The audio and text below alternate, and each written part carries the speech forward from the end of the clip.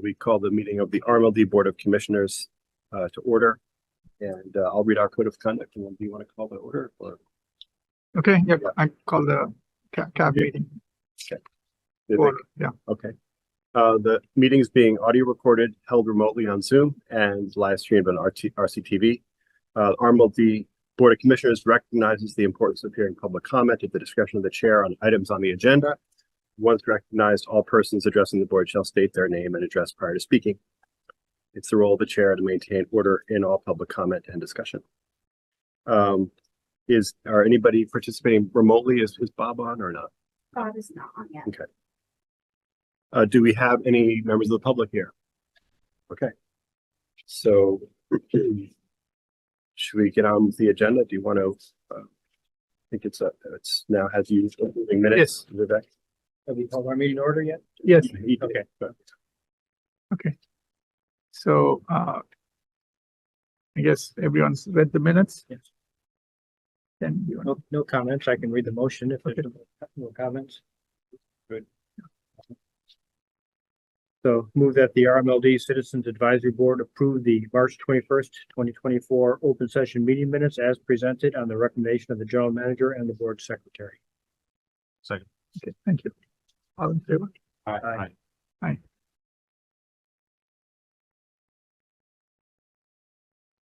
Now, do we have? We don't have minutes to approve, right? Nope. No. Okay, then we have finance update next. Is that Ben? Yes, it is.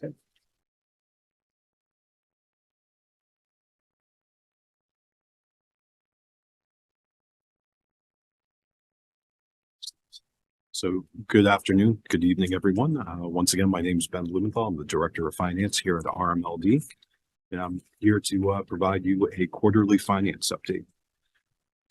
Currently, we are in preparation of the calendar year 2025 budget. I'm working with staff to assemble both the operating and the capital budgets moving forward. We have selected, as you recall, a few months back, we were talking about implementing an AP software package within our group. We have selected some software, which I'll talk about shortly thereafter. Also, a few other highlights, both the above the line payments and the below the line payments have been to all 4 corresponding towns, and the below the line payments in the town of Reading. And I'm pleased to report that we have been awarded our first grant, which I'll talk about momentarily. Moving on. This is our current cash balances as of 6/30/2024. Please note that this is a preliminary cash balance as we continue to do our reconciliations for the end of the month. Just want to note that our cash balances continue to grow. It was pointed out earlier that this cash balance is ahead of where we were at the beginning of the year or the end of last year, around $59 million starting in January.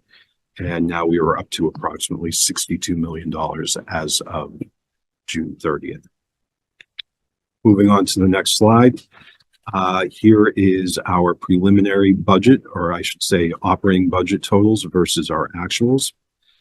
Our May financials have been provided to the board, and you'll find that at the end of your packet. Trending continues as projected, with our operating budget basically being at $8 million a month.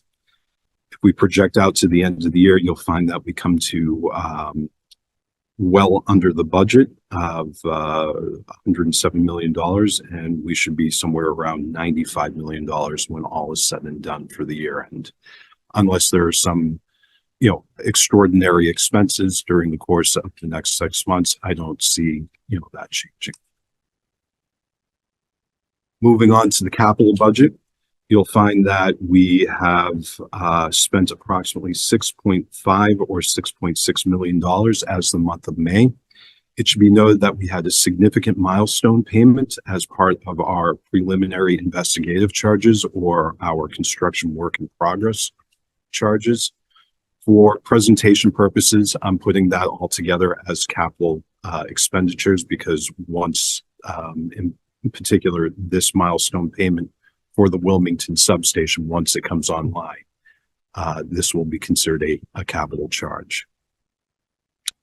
If we project our spending out to be approximately $1.6 million a month, give or take, that will target put us in the target spend range of $17.8 million. But again, each and every month, we will go back and review and adjust our projections based off of our cash flows. Moving on, if there are any questions. Well, the differential between this spend and the budget, that's pretty substantial. What accounts for that? In terms of the differential between the spend and the budgeted amounts. So when we program out the capital program, we program out the entire project. I'm basing the spend off of what we've spent the last several months and averaging it out. I want to make sure that I'm conservative in my projections than trying to say that we're going to spend more than we really are. So it gets carried over till the project is finished. Okay. And there's been a tradition in the, And part of the reason for the tradition is that in order for us to do any bids, which of these larger projects have, we have to have the money in the budget for it. So, yeah, and they typically go over several years. So, but it'll be rare that we ever hit the. Correct. So the budget spend is not so broken down by month so much, or you carry full project costs early in. Yeah. So we have to have the full budget project cost will be spread across a couple of years, but we won't always well, we might have something budgeted in 2024. In order to send the bid out, we have to have it in the budget, but we wouldn't award it or wouldn't spend it until potentially 2025, or in some cases, the second part of it, 2026. So there's always going to be that lag, particularly given the longer term deliveries. Follow? Yeah. Good. we had 140 million at that time, and there's a, That was over 5 years. Yeah. Well, the original, 6, Moving on, I'm going to highlight some outside services. First, we're going to be looking at legal services. It should be noted that through June 30th, we have spent approximately $162,000 in legal services. Compared to last year, we're actually spending less. Last year, we were at $261,000, or a difference of $99,000 in terms of legal costs. And as you can see up on the board there, here are the breakdown. Here's the breakdown of those particular legal costs.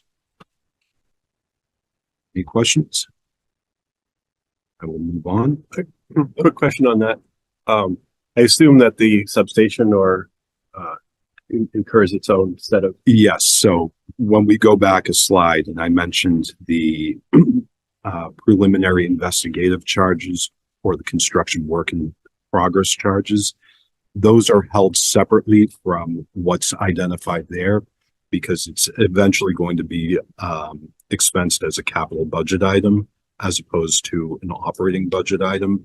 But until the provisioning of that station goes online, it kind of sits in that kind of holding spot. Just a quick follow-up is, I know in past years I've asked kind of generally, how can we keep legal expenses down? And I know this is a 6-month snapshot. Is there a way to look at if we have year over year and including our in-house plus outside of all buckets, how it looks on a year over year? Is it possible to do that? And not now, but maybe at the next meeting. I can certainly prepare a document identifying our legal costs, both tied to construction work in progress, what hits our professional services bucket, which this is, and then the third part you mentioned, the in-house. Well, because we didn't always have an in-house counsel. Okay. So I'm curious when you added all of it up, and how has it changed over the years? Because it's just one of the, I know there's always a lot of legal expenses that we need to incur, but just looking at it year over year over a longer period of time would be nice if it's possible to do. we'll give you this kind of split out too, because one of the major variables is material management. We use a lot of it for procurement. Last year was a particularly, there was a lot of material stuff we did last year. I know, and you can't, that confounds the analysis a little bit. But Yeah, but I think we give you the split. It'll help. Yeah. So how does the year to date compare to the budget? So the budget, legal costs are spread out throughout the different areas. So we have approximately from area 50 all the way down to area 80 within our budgeting software. Within each area, there is kind of a catch basin for budgeted legal expenses. I don't have that number off the top of my head, but I can provide you what's been budgeted for legal expenses this year and what we've spent against it, both with construction work in progress included. Yeah, it might be helpful to always, because I'm just looking at the prior slides or versus budget. We just either always do versus budget or always do versus last year, or maybe always both. Just Oh. I don't know. Both going to be helpful because, Yeah. yeah, depending on what the category is. Perfect. Moving on, outside services. Again, these are professional services that we contract out. Looking at some of the breakdown here, you'll notice that there's $41,000 in the outside accounting services, for example. That's for our annual audit that we do each and every year, in order to ensure that, you know, we meet our fiduciary responsibility of reporting out the health and well-being of our financials. Other costs included are like PLM for engineering, culture fit for HR, and then MIS. The renewal of our contract with Canon, Beacon Telecom, Visix, and so on. Comparison will be helpful. Yeah. Yeah, that's totally reasonable. Next slide is an interesting slide. In the past, I know that this body here has asked, what are we spending our money on in terms of the Board of Commissioners and also the CAB? So I've gone ahead and prepared a slide showing what the budget is for both the BOC and the CAB, what we've expended through this, through June, and the balance moving forward. One of the things that I did want to bring to attention and highlight is the brand new iPads that you have in front of you this evening. That is a $5,000 approximate investment within this board here. So as we move forward in looking at our costs incurred, you'll also notice that we had also spent, or you folks have also spent approximately $1,800 in travel reimbursements. So I know in the past, Phil, you've asked, what are we spending this money on? And I wanted to come back and present to you in detail what those expenses are. Yeah, because I always had an issue with the fact we have budgeted 15,000, we're not spending 15,000. That's always been my issue. We come out looking great. We're Yeah, in the understanding. meantime, that goes into rates and we're charging the customers for that. Well, it rolls over every year, so not really, but yeah, it's Yeah. 10 grand. But includes, I mean, were we not doing NEPA meetings? This is just June, right? So that's So this is June. just June. So every year, a portion of the Board of Commissioners along with the CAB traveled for the NEPA meetings.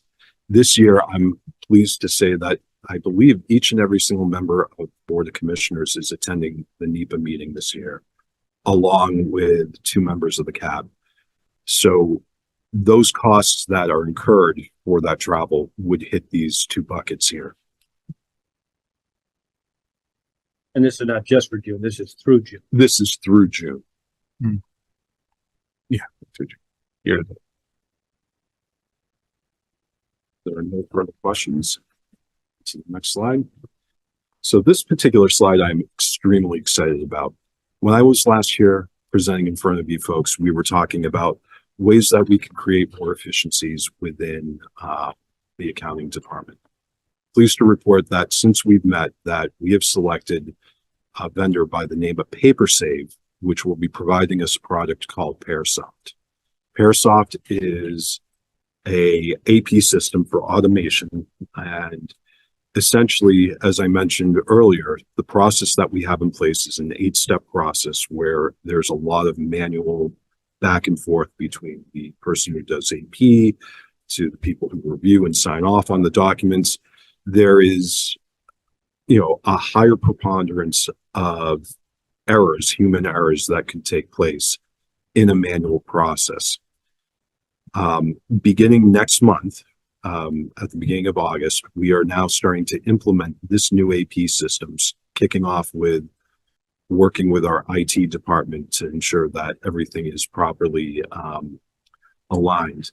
The goal is to have the system up and running, sometime in the middle of the fall. So that means all sorts of documentation, which can be both digital or paper, will actually be saved on a cloud server and accessible at any time without having to worry about losing documentation during the course of the process. So I'm very excited about seeing this new software and this new procedure in place, which will then free up resources and provide us valuable information like dashboard support and seeing, which vendors, I know at one point I was asked, who are our top vendors that we pay out? What's our accounts payable period? Which vendors do we struggle with in terms of making sure that our bills are going out net 30 or net 45 based off of the terms of the contract. So this was a huge success. This will be a huge success. I'm very pleased to say that we're beginning that implementation process. Then for the implementation of this, what kind of implementation support besides just installing the software, but like process mapping, change management, training? So support once you go so live? there is support that will be provided by PaperSoft, Paper Saved, excuse me, that they will be going through and providing a very robust training program to ensure that everybody is up to speed on it. And there will be documentation and manuals in terms of that change process showing what the original procedure was and how it's been streamlined. Are you familiar with this product prior? So we actually went out to bid essentially, and we solicited input from, I want to say, 5 different vendors based off the presentation of those vendors, and reaching out to other municipalities that have used software. We found this one best fits our needs within RMLD. Is your purchasing integrated with this, or is that So there will be integration eventually with purchasing. Right now, purchasing is done. Our requisitions are through a different system.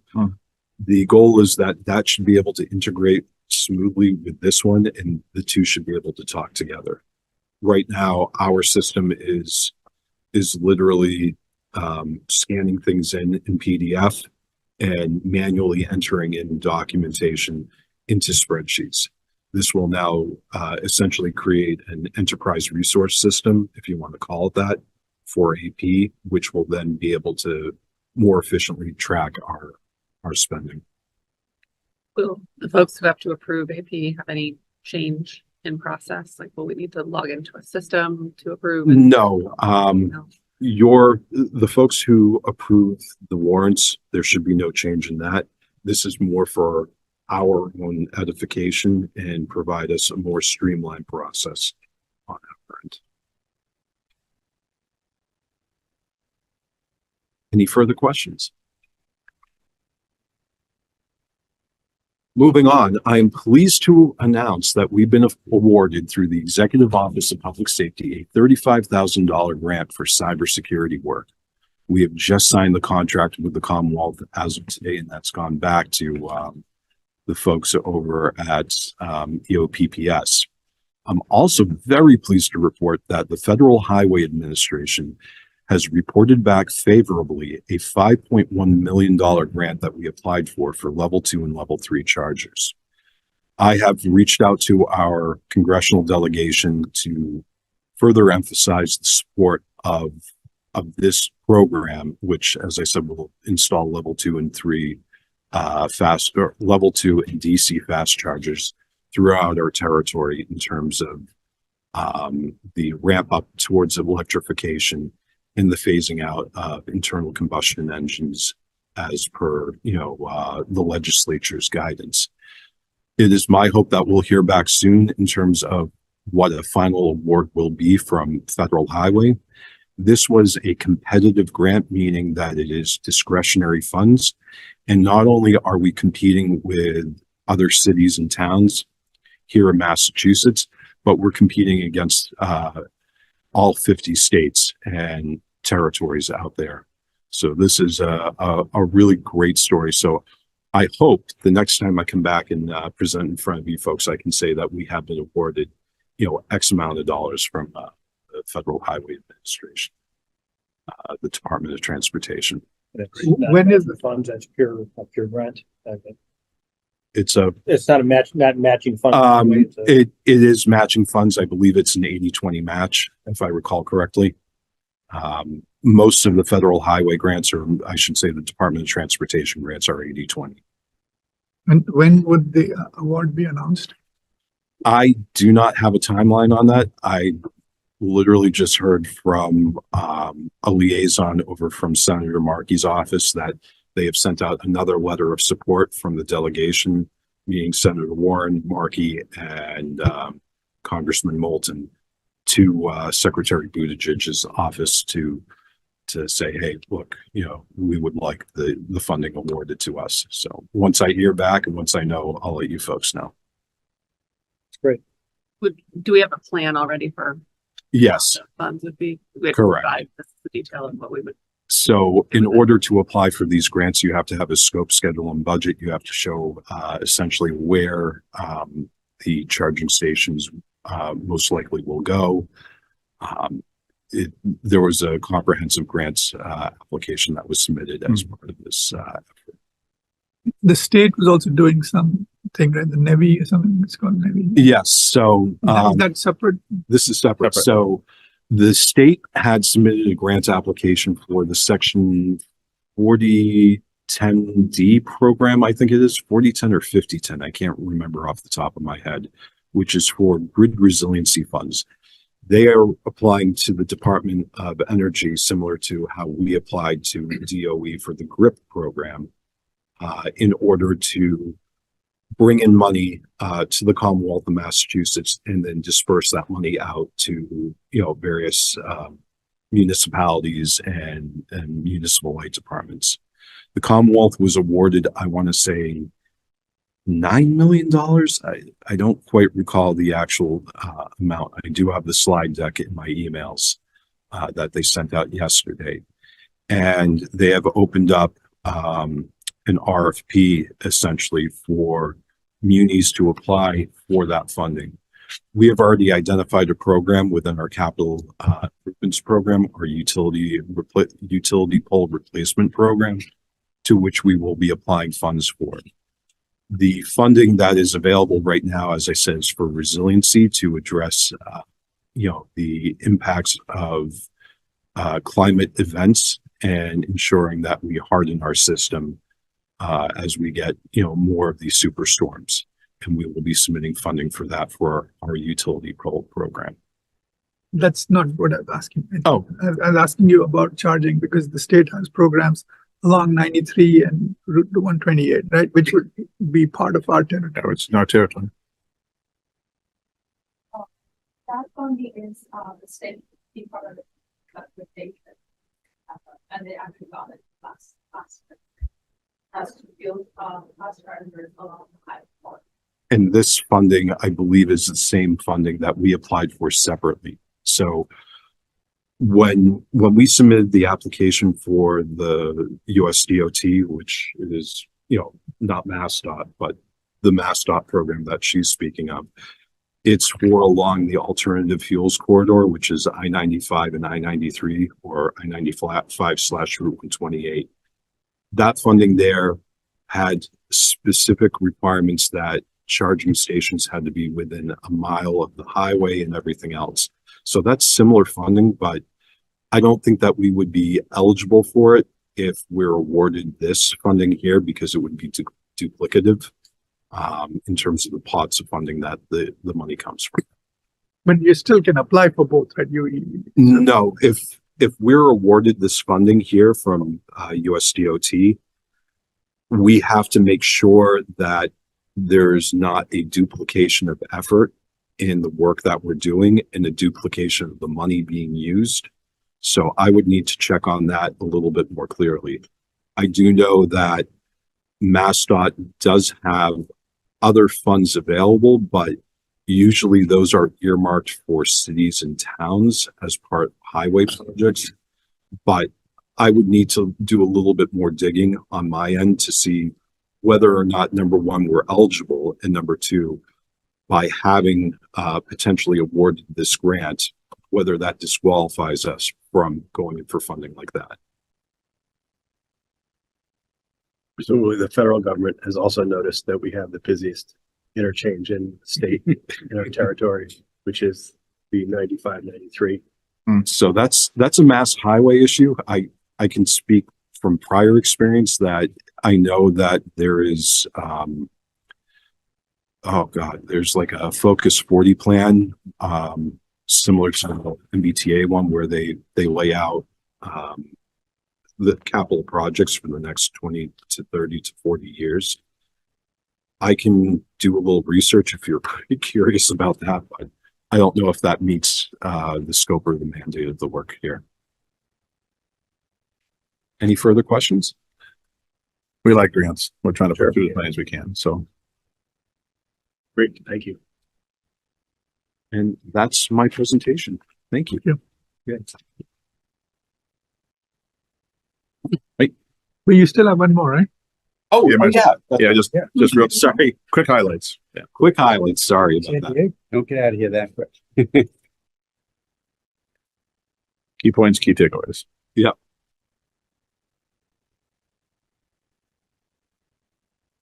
All right. One slide. Last month, I was in San Diego to attend the national conference for APPA. During the conference, I spent 3 days in several different seminars focused on finance, legislative updates, and advocacy throughout the public power universe. Some of the key points that came back, the biggest key point that came back is that cash is king in an ever-changing landscape of public power. And as we saw in the previous slide, there are opportunities for federal funding through our federal partners. Some of the key takeaways that, from this particular conference was I spent an entire day, the first of 3 days, going over finances and financial measures and financial barometers. The biggest one that I saw was really quite a simple measure of how well we're doing as a utility. And it's called basically how many days of cash do we have on hand. Based off of our current financials from our audited 2023 financial report, we have approximately 90 days worth of cash on hand. Utilities should have anywhere between 90 and 110, 120 days to be considered healthy in terms of where we are. Going back several years, back to about 2020, we've kind of hovered anywhere between as high as 95 days, as low as 75, but we've continued to trend back up to the 90-day threshold, which is good to see. So the work that we're doing and the work that we continue to do here in ensuring and protecting the ratepayers' funds is showing to be fruitful. As I indicated earlier, there are plenty of federal opportunities out there for competitive grants. The thing that they stressed and emphasized was tell a winning story. Why is RMLD the perfect place to provide those grant dollars? Whether it's for charging programs, whether it's for key security programs, us doing the right thing and being successful in administering grants, like our first grant that we just received, will build upon that success. And it will, usually what happens is when you get federal funding or when you get state funding, if you do a good enough job in managing over those funds, and being good stewards over those funds, additional funding opens up. Success begets success. So I'm hopeful that with the first tranche of money that we've received, once we expend that money, and we will do so very quickly on multi-factor authentication and some training, that $35,000 that the level 2 and DC fast chargers, once we get a determination of how much an award will be, we'll be able to scale the program up or down based off of the award, and then move forward on the installation of those chargers in a reasonable amount of time. And then again, the focus elsewhere was on infrastructure, reliability, the electrification of automobiles. I sat in on another seminar about how municipal light plants can partner with the automotive industry in order to really get over that 20% adoption hump for EVs. And I'm proud to say that my wife and I both own EVs. Yes. Question, going back to the grant. You're talking about grants, $5 million plus with an 80-20 match. How many chargers are we talking about? How many charges is that equivalent to?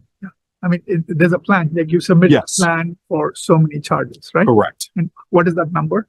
I don't have that number off. But how, We had laid out a schedule between now and 2028 of roughly 78 additional chargers in our network.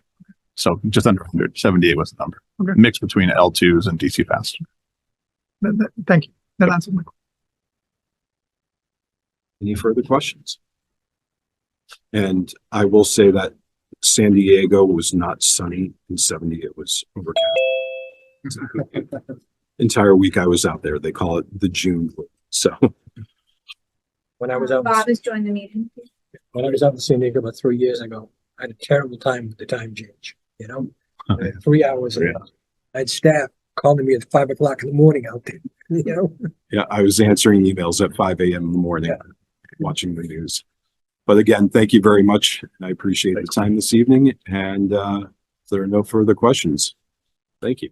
Thank you. Thanks, Ben. Thank you, Ben.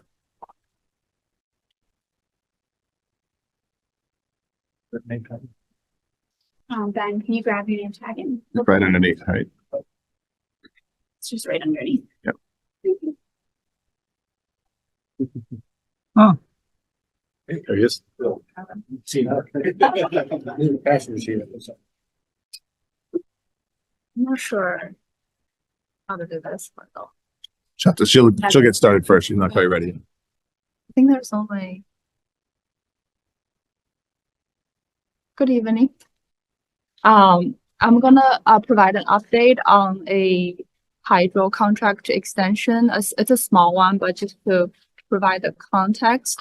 I think you've probably seen a version of this chart many times. So this is just to show the kind of our power supply portfolio, and you can see the blue is hydro. It is a pretty significant portion right now, and it's going to go down, in the 2030s, 40s. But right now, I think whenever we have the opportunity to continue the contracts, we do. And also, I think Greg mentioned that we might consider consolidating some contracts, but that's down the road. So for today, the update is really about this pretty small contract. It's about 10,000 megawatt hour per year output. We actually got over 15,000 megawatt hours last year. So it just depends on the weather. If they produce more, we just buy more.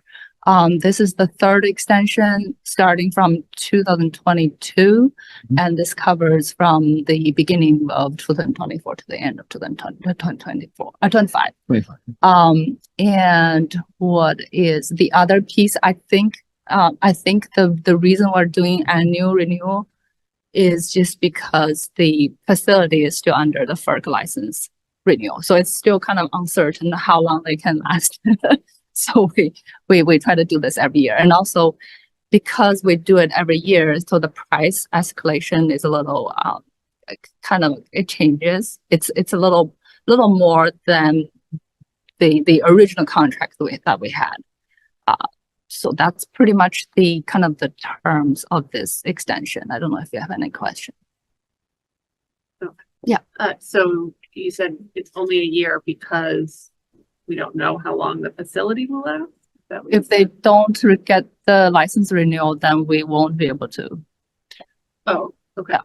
It's just to add a little bit more color on this one. So this is a contract that goes back to actually 2012, and then it went to a different ownership change in 2016. 2 years back, so we back in 2021, we made a concerted effort to secure select hydro facilities because there will be no additional hydro facilities built in our region. It's an important part of the portfolio. This particular one, we decided not to do a long-term contract on it. Not so much because it was under license renewal, but at that 18 months ago, 24 months ago, the price that they were looking, the price that they would need to charge us was significantly high because of some of the improvements that they would need to make to the facility. So we chose not to do that at that point in time, but we agreed to as they kind of figure out what that is, we're basically keeping our option open. So the facility will probably continue to run for the next 25, 30 years.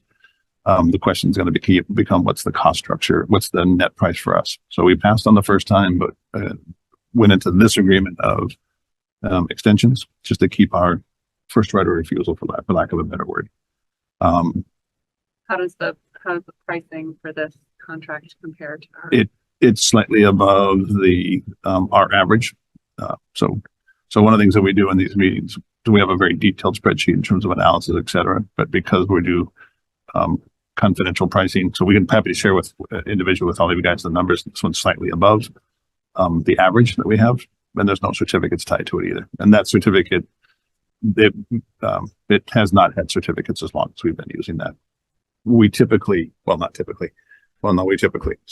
our goal and our strategy is always to buy certificates with power. Starting in 2030, any certificates that we want to retire need to be purchased with the power. We call them associated certificates. So, this thing will be resolved in the next 2 or 3 years at the latest. We'll decide again next year if we want to extend it or not.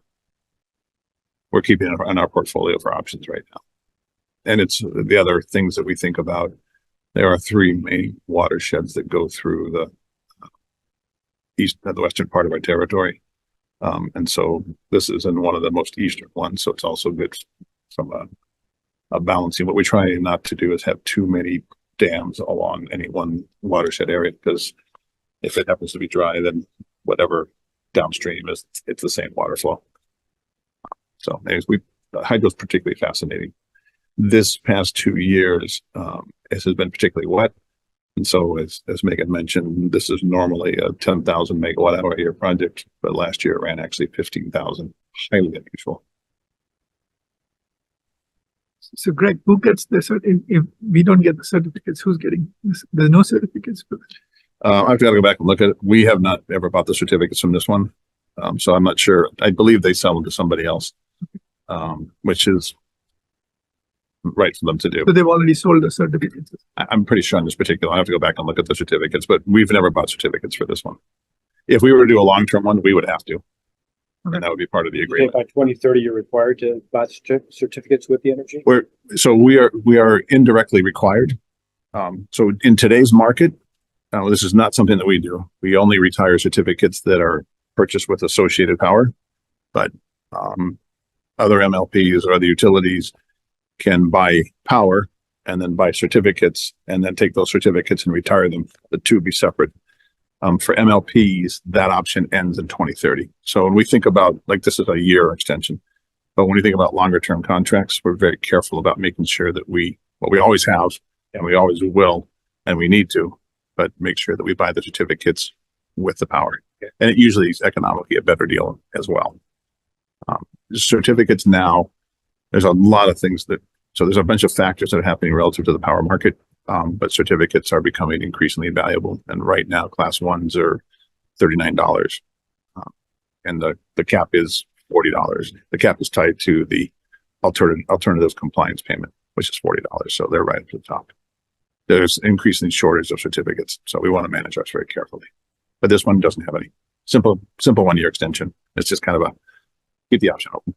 Nothing special about this one. So this is a 1 year contract, and you've mentioned just a 1 year extension. And you mentioned something about right of first refusal. Does this give us somehow an edge over anybody else for subsequent years?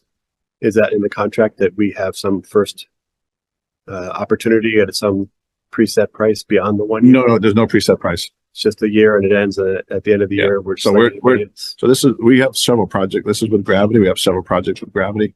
They preferred to work with us. We're continues to go forward. There's not a formal written into this 1-year extension, first right of refusal, but they tend to come to us first. In fact, that's what they did on this particular one. Somebody else asked about it. And Okay. But the contract doesn't have anything that gives us any more of a right at the end of the year than anybody else. right, not My this. sense is also more like a relationship. The kind of the providers I've talked to, they seem to say, okay, you know, because we like you guys, you're very reliable, you pay your bills, then they will often come back at the end of the term. Why not get that? But you can't get that into that likability factor to translate it into some contract clause that actually gives you the right. Sure. Like we can put it in. You can make a conditional on putting that first right of refusal in. This particular one, Dave, so we'll put it in there. That's a good recommendation. This is probably not a contract that we'll do a long-term deal on. Because it won't have credits. Because There's a whole- credit. The real reason is in order for this to get properly licensed, it's going to become very expensive. Right. And it'll be more expensive than we want to pay in our portfolio. Ultimately that's what's going to happen. So this basically just filled, Okay, so there's not a play after a year anyway. well, we might, there's a potential we might do it 2020. We'll look and see where we are in 2026 So because we have some contracts that are coming off, hydro contracts. And so we're going to rethink how we do those larger ones.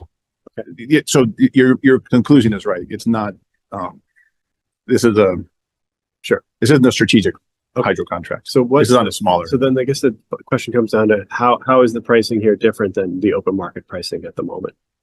The pricing that we'd be paying here, how does it differ from what you pay in the open market for power? The open market is more volatile, so if you have to look at long term to compare that. But I think I heard one quote, same hydro, it was $30 more than what we're paying for this contract. Yeah, this is less than open market. Less than open market. Okay. I mean, just looking at our projected hydro in the future after 2031, it drops, stays flat until about 2040 and then almost disappears. So I guess that's the life of that station unless they go and upgrade or No, that's not so much the life of it. So we have a broad mix. So every once in a while we go back and look at the very details of these. We haven't done that in a little while, but on the hydro contracts, most of the hydro facilities are going to continue. I mean, most of these have been around since the early 1900s, and they'll probably be around 100 years from now. The nature of that is what we have contracted. And so one of the things that we're looking at right now, I didn't bring it to this presentation, but we're looking at the normal shape of hydro output versus our normal shape. Hydro tends to be a spring. Primarily it's highest in spring, then falls off to minimal in August. So what we originally had planned on is having hydro be 20 to 23, 24% of our total portfolio. But given that it's been very wet, it's up at 30%. We're trying to basically say, so maybe we ought to tailor back and let some of these contracts expire, and not renew them. This is probably, again, this one is probably not a strategic one. Given our size, we tend to look at projects that are 20 to 30 to 40,000 megawatt hours a year. This one's, it's nice. It's a placeholder. It's a convenience for us right now. Yeah, given that it's only for a year, why would they give us a contract at less than open market when they could turn around the same day and get more money? Well, I think especially for smaller facilities, they want a certain day of payment. Like some of them don't want to deal with, the volatility. A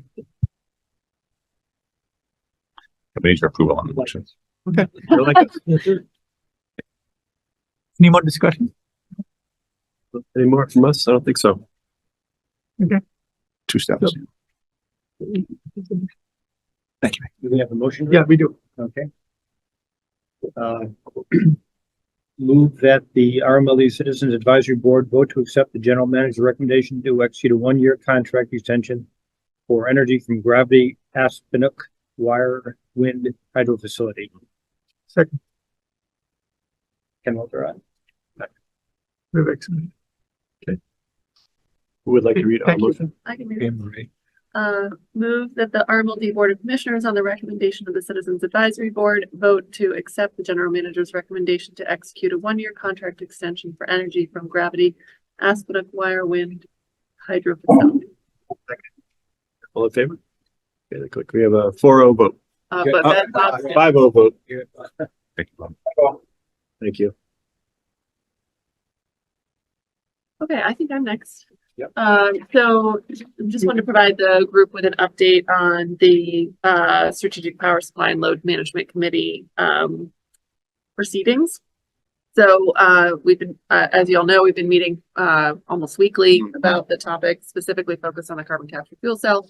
Long story short, in our last meeting, we voted to recommend that we pause the work on the carbon capture fuel cell for now.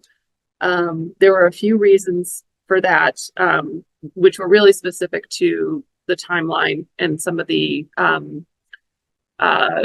reliances that we need on the timeline and how that connects to the financials. So I'll just kind of highlight a couple of key ones from my perspective, and then other committee members can jump in with other concepts as well if they'd like.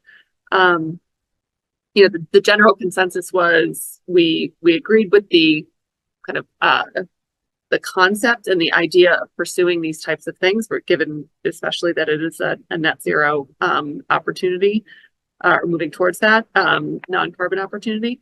But land and permit approvals, timeline associated not being certain. The tax credit was a huge factor in the financials being favorable and making sense for RMLD to pursue. That appeared to potentially be uncertain, especially if there was and is an administration change in Washington.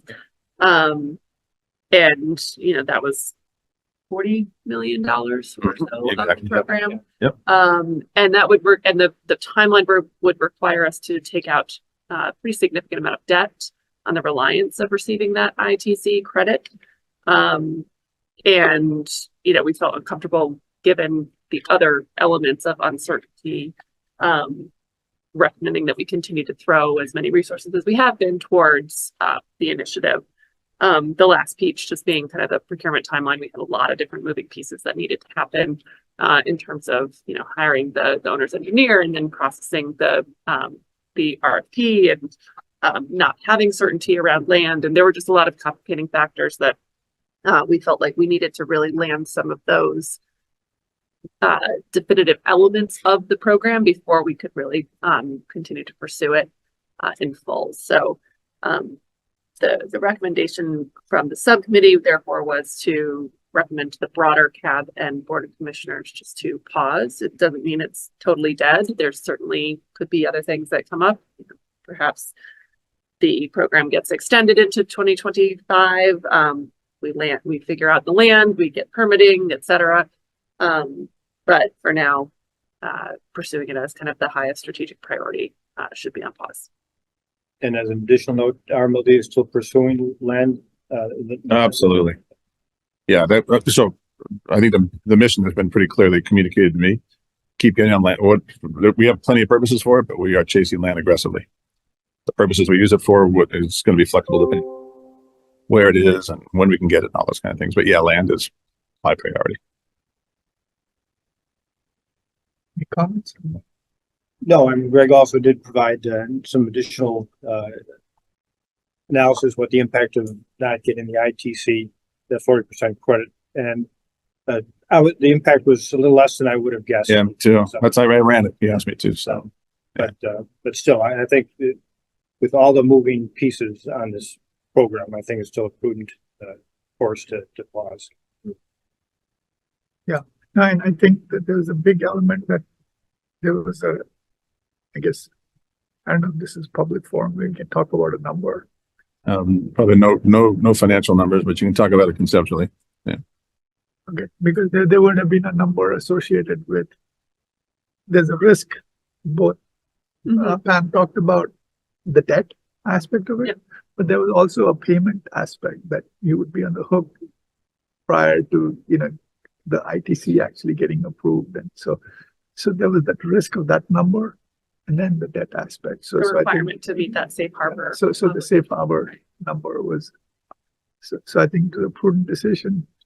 And, if there was more time, it would have been a different decision. Or if we own the land. Right. No, and no, no, if because- we line things up the way that ideally they would be, so that you have kind of those answers to the questions that are inevitably going to be asked, you know, and not having all of those and having the number of uncertain elements was really a big piece of it. Yeah, I think the only other thing was that when we were looking at it, is the way we looked at it was something that we would own. Right? It was a project we would own. That was the current, that was the working assumption, Right. correct. And since then, I think Greg has shared with us a PPA scenario, and I think I just want to mention it because it just makes the discussion complete. He shared it with us. And the question is, rather than we owning it, the third party would own it and we would just be buying their services.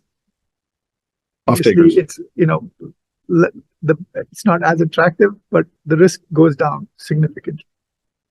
And the only question is that, you know, they may not be able to do it in the time frame that's needed for the ITC. So that I think someone else would have to take the risk. Yep. And I don't know if that's something you want anyone to discuss, or we just close it here. So I think I just want to make sure, because it's something that you did send to us, and I want to make sure it's covered as part of this discussion. So I think closing it, so pausing it, as I think we wrote in the motion, as an RMLD owned asset is the right thing to do right now. There's some analysis that's being done in the background by third parties. If the proposal comes back looking interesting from a PPA perspective, then I'll bring it back to the subcommittee, and then we can talk about it at a meeting as it required. It's not taking any of our resources. I mean, I did some analysis, but you know, we'll take a look at that. If it merits some additional stuff, I'll bring it to you. I'll share whatever that comes back with you guys, and then if you want to take it further, great. But I think the only avenue right now, given the interest in managing and minimizing risk, is the PPA option. Is probably the only one that would work short term. And again, as you guys mentioned, the risk would all be taken by whoever the developer would be. It would not be us. And then, as you guys mentioned, you know, there's depending upon what happens at the end of the year and early next year, if carbon capture fuel cells in particular, it's not the carbon capture equipment. If the fuel cells have a different kind of an ITC as a grant, then we'd be interested in looking at that as well at that point in time. So I think, as you guys said, we haven't killed the project. We're going to basically pause. We've got a lot of analysis that we did. We've done more analysis on this particular project, which is good, than on anything that I've been involved with during my 4 years here. So I think it's been very helpful to walk through all that details. But pause on the asset, and then if the asset ownership and if the PPA looks interesting, I'll report back to you guys. If it doesn't, then we'll leave it till next year. Okay, good. Are we also hoping that the carbon capture fuel cell at a municipal capacity would be mature as a technology, that there would be more? I think as we looked at least the carbon capture element, we saw it on boilers, but we didn't really see it paired directly with fuel cells. So I think that's a good point. So we've actually, since we did our visit down to New York, they've continued to move forward on a whole bunch of different dimensions. They actually gave me an update today on some of the other different projects. There might be an opportunity for us to look at them using that carbon capture technology, which is more developed than what we saw, and a lot more installations on other generation assets, potentially, that would not be as expensive necessarily from a capital expense perspective. And then the other element is we met with another fuel cell company that has a very different approach. It's all integrated. It's a fundamentally different, same net result, similar process, you know. But we might, again, let's see how the ITC plays out, and then we might dust that one off too. So there are options. You know, and we'll talk about this in the next section. Big picture, the need for us to do something still remains. And so we'll walk through what we're going to do near term. I'll bring you guys up to speed. But we're going to continue. We have to be creative in terms of figuring out a longer term solution, because unless something fundamentally changes with the state, the challenge that's in front of us still remains. We just have to figure out a different way to do it, which is part of the interest. Just for completeness, that issue, the concern over the technology and the maturity of that wasn't part of our decision-making or dialogue with the recommendation. But certainly, the more we know, better. The other thing I just wanted to note is we will continue to meet as a committee, probably not weekly, but we're going to regroup at some point to discuss what our focus should be in terms of supporting additional opportunities that may come up, as well as maybe refocusing a bit towards load management as well. Yeah, there's been, the team's worked pretty hard behind the scenes to make all this happen. A lot of work. So I think a different pace will be good. I think we've been up to speed on all the minutes and all the analysis, et cetera. So it's been good, but yeah, different pace will be good. Yeah, definitely. Thank you to you and your team, and everybody who participated and committed all the time. Thank you very much. Thank you. Thank you. Erica, is Bob online? Can we get his comments also, please? Yes. Bob, any comments? Can you hear us? I thought he dropped off. He's in a meeting. Oh, there he is. Yeah, can we get your comments? Not a good connection. He's frozen. Great. No comment. He's frozen. No comment on the committee stuff? Is that what you said? Okay, thank you. About the committee, Bob, did you hear it? Yeah.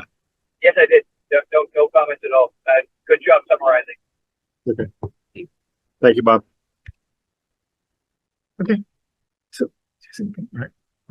Move that the RMLD Citizens Advisory Board advise RMLD to pause continued work on the carbon capture fuel cell project on the recommendation of the RMLD Strategic Power Supply and Load Management Committee. Second. Okay. Aye. Aye. Aye. My turn? Sure. Move that the RMLD Board of Commissioners advise RMLD to pause the continued work on the carbon capture fuel cell project on the recommendation of the RMLD Strategic Power Supply and Load Management Committee. Second.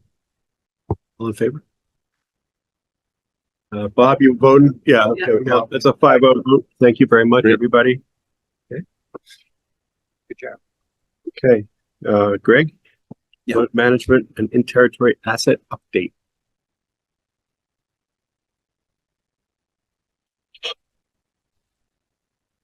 So as she gets the slides up. So, as you guys know, we have that carbon capture fuel cell is one of many projects that we're working on.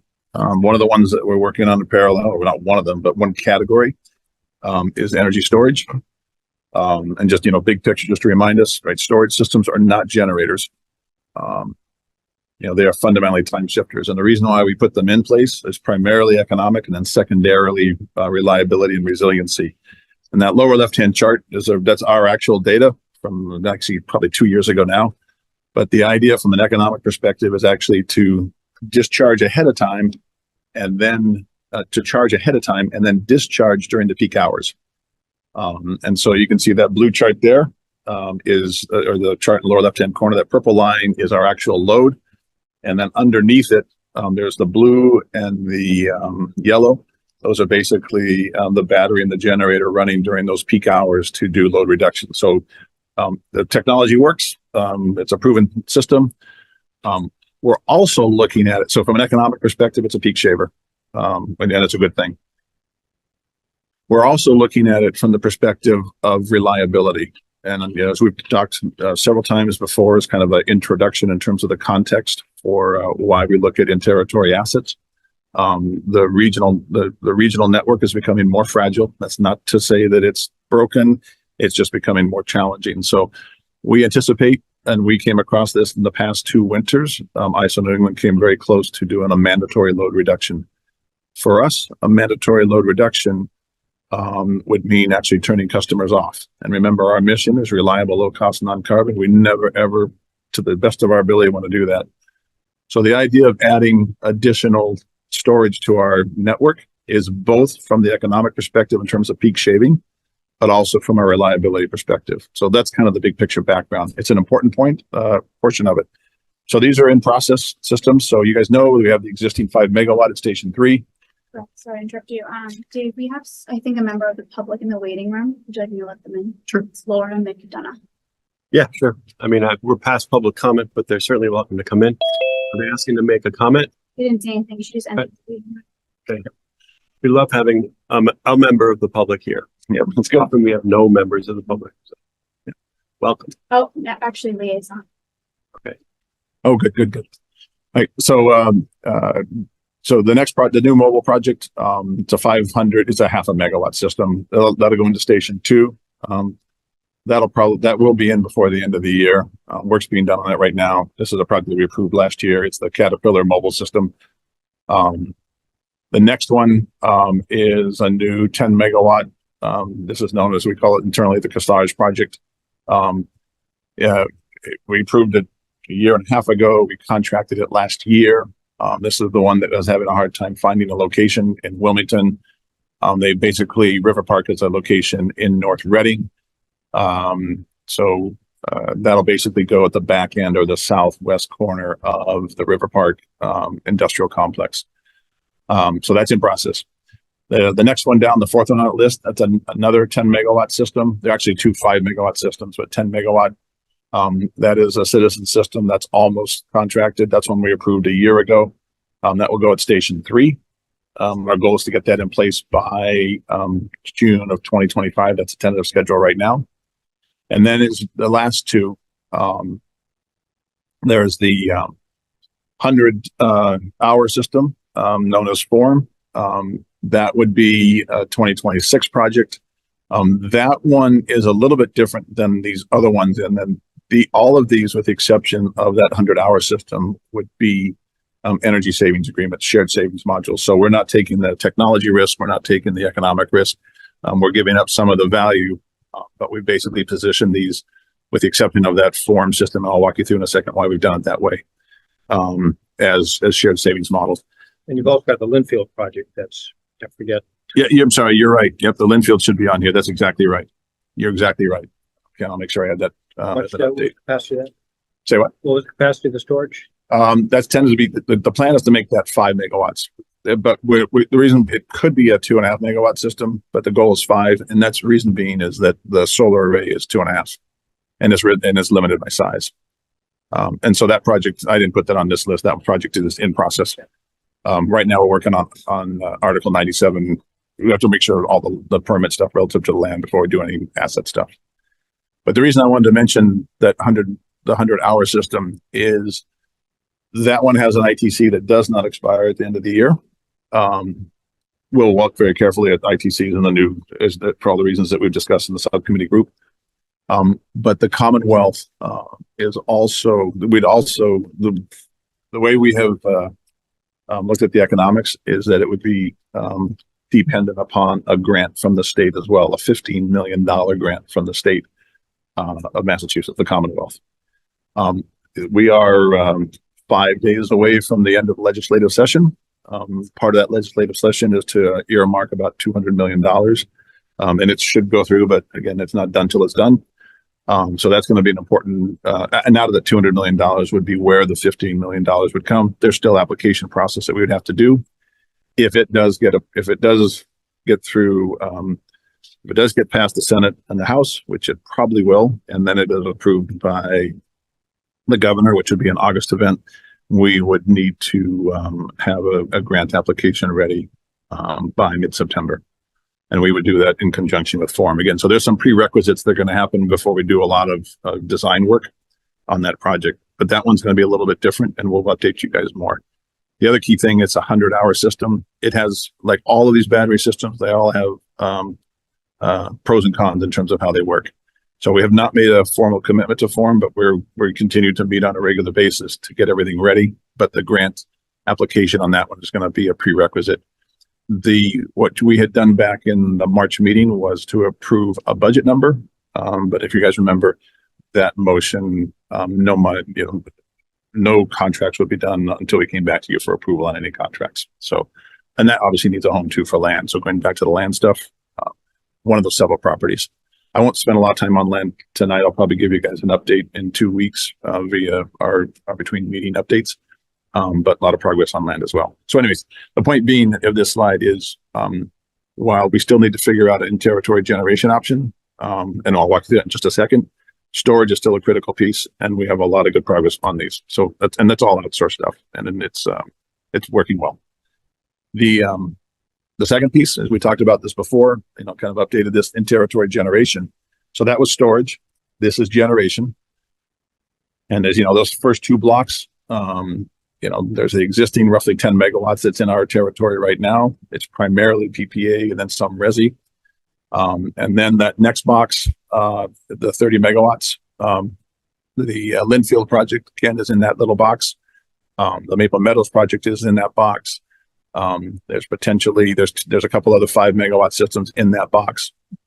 The goal is by the end of this decade to have all those projects in place, and each one of them is going to have its own timeline. But from a strategy perspective, we want to have that in place. And as we talked about why that's great, we'll end up with 40 megawatts of solar. 40 megawatts of solar works out to be about 60,000 megawatt hours a year, which is 8% of our current load. As our load grows, that'll fall down to 5%. So absolutely want to do it from all the economic reasons. From it being in territory, it makes sense. And we're going to maximize that to the extent we can. And it is land limited. That blue box in the middle we'll explore additional alternatives. We'll continue to continue to explore. But that would be a 20 megawatt block. And remember, our goal, big picture, and we use this, actually, Ken and I, we use this at the presentation that we did for the Linfield presentation, but to have basically 3 20 megawatt blocks spread of base load spread around a territory between now and the end of 2040. And the goal behind that is, again, tied to resiliency as well as all the economic things. We've talked before, there's nothing for us to do right now except continue to follow the market and research, but that low temperature geothermal is another part of that 20 megawatt. And potentially as we get, further out toward 2040, hydrogen could be the other 20 megawatts. Those top 2 boxes are future things, no major actions.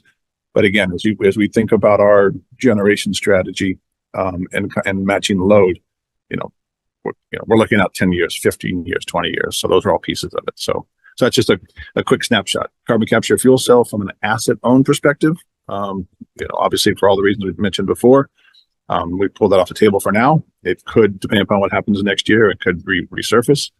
So anyways, I just want to make sure you guys understood that while we took that one off, we still have a fundamental need to keep exploring, and we're doing stuff. So questions on in-territory assets? I have a question on the load management more generally. Yep, I'm going to talk about that in general manager's office. There's a lot on that one. Oh, there is. Okay, yeah. I thought that was part of what this was going to. Yeah, I saw the title. It should have. Yeah, I put it. So I'll talk about it in a few minutes. Or we can ask questions now. Okay. What's that? Let's get item 9. Okay. Procurement. So. Oh yeah. Procurement. Okay. Yeah, that's fair. Yep.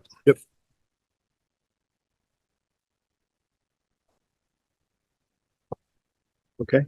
You want to move on to item 9? Yeah. Somebody want to move the motion? Move that IFB 2024-21 for duct bank excavation services be awarded to Tim Zanelli Excavating LLC for $224,900 pursuant to Master Law, Chapter 30, Section 39M, as the lowest responsible and eligible bidder on the recommendation of the general manager. Second. Okay. Great. So just a quick update on this one. So this particular project, when we're talking about duct bank, this is basically excavation work and underground conduits, combination of conduit and concrete work. This is specific to 2 projects. One is Gazebo Circle. For those of you guys who were part of the Reading Town meeting, this was the project that we had to do the presentation for the easement, which was obviously passed. This is part of a new water pumping station for the town. But it also, this particular project here is an extension of that duct bank to allow us to do underground work to the Gazebo Circle area. And then the second one is also work at the Johnson Woods, basically to provide a second line, basically to feed the Johnson Woods. So those are the 2 projects. The bid went out to 30. I just Vivek lives there. We're just joking. Yeah. Oh, Johnson Woods? Yeah. Yeah. Okay, good. So rely anyways. 31 bids went out to 31 companies. This was back in June timeframe. 4 bidders came back. At the end of the day, and they're in the table there. We've worked with so Tim Zanelli ended up being the lowest the bidder in terms of responsible and eligible. The numbers were we do a lot of work with Zanelli and with the other ones for that matter. Everybody looks at their different bid projects individually. So again, this is a formal bid process. Our recommendation is to take the one that in this particular case happens to be the lowest dollar figure as well. So I can answer more questions on it. Pretty straightforward. 4 bidders, good pricing, project we need to do in the budget. No concern on, I just have a question. What does alternate mean? So there's location and then alternate. Are both of those things actually happening? Yeah, we're doing both locations. All right. Yeah, that's the intention to do both locations. Good. And the budget was 260. Quick question. Yeah, Bob. You know. Yeah, the alternate fee, it's not regards to this contract, but is that reimbursable construction to RMLD? You know, Johnson Woods is not what they started and what they finished with. It's a completely different area. Yeah. I'll check into that, Bob. Yeah, that's a good question. Yeah, reimbursable. That definitely should be a reimbursable fee to RMLD because it's just, the load growth that that location has had from the density is amazing from when it first started to where it is now. So I can't imagine, what initially projected to what it is now. So I would think that growth should be, well, think about it, Greg. Or if you get back that's a good reminder. The question behind it is this addition specific to an individual site or individual customer, and typically what we do if it's tied to a particular customer, a particular customer specific to them, and not valuable to the rest of the or portion of the rest of the network, then we actually build whoever the customer is directly. Pretty standard stuff. So I think what Bob is, Randy, let's go back and take a look at that, which I will do. Any further discussion? No, ready for a vote? Yep. All in favor? Okay. Aye. We got 4. Bob, you got a vote? Yep, I'm in favor. Thank you. And motion carries 5-0. Thank you very much, Greg, and everybody. Good team. That's a team effort. Yeah. Yep. Work on procurement too, and the engineering team. Thank you, procurement, who is not here, but all of those who worked on this, we thank you. Yep. No, thank you, Ben. It's team effort. All right. So we'll a couple, just again, try and use these to, there's a lot of things percolating. I'm trying to do as much as, keep you guys informed of all the things that are happening. A lot of activity. First, leadership stuff. So marketing manager starts in early August, 2 weeks, which would be great. Let's hit the ground running. We've got a very experienced individual. I'm looking forward to her being part of our team.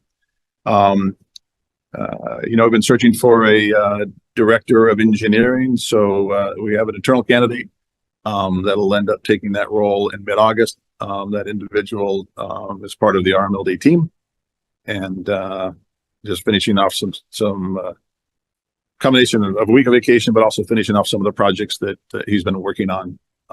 So on the 12th, he'll transition over, which would be great. And then working on, so I've been spending some time with Megan in terms of how we're looking at the organization of the IRD group, and then what candidates we'll put in there as well. So that's a work in process. The external marketing, yeah, go ahead. Yeah, it says assistant director engineering starts, and I thought you said director engineering. When I wrote this, my apologies. Yeah, so the initial position is an assistant director role. So I'm filling an assistant director of engineering role. My intention is not to fill the director of engineering role until next year, and the intention is I am confident that this candidate that's taking the assistant director engineering role will be able to perform at a level to take the director role. But the arrangement I have right now is to step at a time. Problem? Yeah. Which would be great. So I'm pleased with how that's going to work. I'm confident that will work out very well. So I'm pleased with that. External marketing, a couple just real, sorry, go ahead. But would you have had two positions? Would you have had a director and an assistant director? Now you're just having one person there. My intention is not to have in the engineering. My intention is to have only one role, either an assistant or assistant director or director role. Okay. Is that a change or that's just what? Sorry? Was that a change to the org structure or is that how the org structure? That's how I have to go back. So I basically budgeted one senior level person. Okay. I have to go back and look at how I did the org chart, but I'm pretty sure but from a budget perspective, I intended to have one. External market. So real quick, external marketing, the outage map. You guys have seen some email traffic, but we're really working pretty diligently to make sure that that works. And we're trying to be very careful that we maintain our, you guys know we are highly sensitive to cybersecurity. So that's one key piece where we're making sure that we've got it locked down. But once we get that up and running, that'll be very valuable from our customers. And we'll do what we'll do a major announcement, but it'll be very helpful for customers. We'll tie it into outbound communication through text. There's a whole bunch of stuff tied to it. It's taken some time to work through it, but it'll be really good. Annual report will be ready for approval in August. Pretty straightforward. And obviously we'll resume our newsletters in August as well with the additional marketing manager. When do you think that outage map will go live? Well, it's formally live probably September. Probably, yeah, it's that close. Would we get a demo of it or? Oh yeah. Okay. Well, the demo will be go to rmld.com, but not yet. Oh. Yeah, I mean, it literally is. It will literally be on the website. We had it running. We went through a couple snags, so we took it off, and then we're going to restart it again. Mm-hmm. That's why we haven't made it too public. But you can see it, and it actually was pretty helpful at one of the outages we had storms two weeks ago. It's good. We're excited. Physical plant, 218, the operations center. That building, as you guys know, it has suffered from lack of maintenance for quite some time. So we're keeping it alive. So we had to do some roof work. Obviously, you want to keep rain out of the water out of the building. The HVAC system needed some repair, so we did that. As you guys walk down in a few minutes, you'll see that some of the internal construction is getting close to the end in terms of this building, trying to minimize all that investment. Substation 6, as Ben mentioned earlier, there'll be some on-site construction starting this fall. We're expecting the actual transformers to arrive realistically January of next year. That'll be important. The security system replacement's in process. That'll probably start in September. That extends to substations as well. There's a lot of video stuff tied to it. So that's been a long process in the works, but we want to get that done because, well, I've said on that. You probably noticed when you came in, there's some plywood covering in the corner there. There's a sewer line repair that we're in the process of. Unfortunately, it was more involved than we originally planned. It had improper pitch. It had a kink in it as they started uncovering it. So we ended up having to do an emergency repair. We got approval to do that. There's a process that we have to go through with the IG office. So we went through that process. It's obviously a pretty basic element in this building. We have 2 sewer lines, but this one is the main one. Transformer replacement program is kind of hidden under there, but we're very so we've got quite a few transformers that got delivered this year, so far this year. So our transformer replacement program, which is real critical for maintaining our reliability, it's a program that's been in place for a couple of years now. We had to slow it down the past 2 years, and we're picking it back up again. That's in process, so that's good. AMI vendor, you'll get a little more details on this, but we are almost finished with the process. We selected our top 2. We prioritized the top 1. That is a very important prerequisite to time of use work, load management work, etc. So big milestone this past week. Now we have to do, and we'll come to you with final approval type stuff, but in the budget, and it's a significant project and it's significantly important. As you guys remember, we talked earlier this year about outsourcing versus bringing in the tree contractor. Went out for a competitive bid. We approved that. It was less expensive in terms of the two options that were presented. The new contractor is off to a very strong start. They're staffing a little bit differently than the previous one did. Very responsive. And they're actually not only earning our respect, but they're earning the town's respect. So that's off to a great start. So And can you say the town, you're talking about the town tree ward, Reading tree ward?